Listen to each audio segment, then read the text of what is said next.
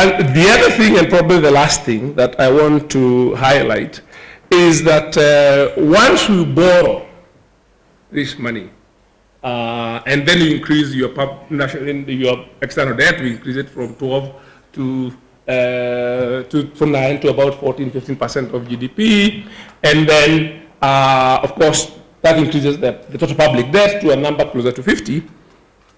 This has implications on your ability, our ability to finance other things, because for people to lend you money, they look at how much you already owe, isn't it? Even if you go to the bank and you want to borrow money, they ask you to list what are the loans you have.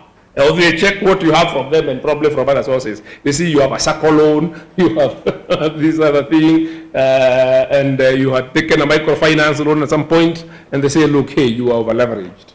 Maybe you shouldn't borrow so much money. And obviously, you need to borrow to finance. We have so many other infrastructural needs. We have so many other needs. So if this impinges, then it is not just about the railway and financing it. What are its implications in terms of our ability to borrow and to finance other things? Of course, one of the things that does, some of the information you have in front of you is analysis done by the World Bank. If we go ahead and start doing things which are obviously imprudent, as they say, as far as they are concerned, what does that mean in terms of our relationships with people like the World Bank, who are more sort of cost-effective benefactors? They're the people who lend us cheaper sort of money. We are talking at this point in time in terms of floating a sovereign bond. Now, once you talk about floating, so you can see some of the contradictions.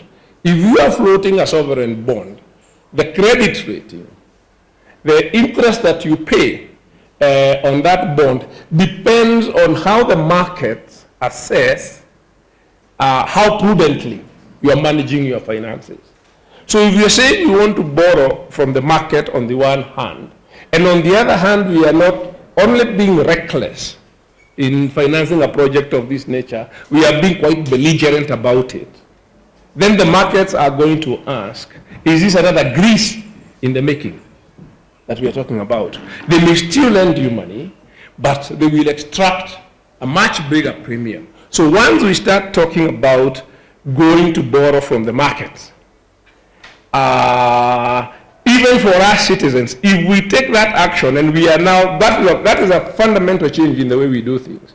Once you go out and you float bonds in the market, how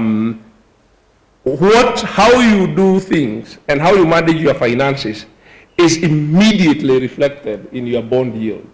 And once bond yields start going up because the government has taken some action that the markets do not like, then everybody else's costs of going go up, because that becomes the benchmark interest rate.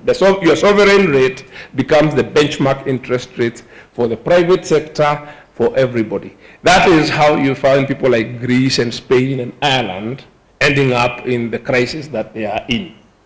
Because right now, even if we do irresponsible things, most of our external debt is sitting with official creditors, the donors. So that one is usually discussed in closed-door meetings. But once you go to the market, it is not closed-door meetings. You announce something today, and within a few minutes, it's on Reuters, and your bond yields are already going up. So if we're going to continue doing this thing, we want to ask, should we also allow our government to then expose us to the markets when we are demonstrating that we do not have the discipline in terms of the way we manage our finances for market borrowing?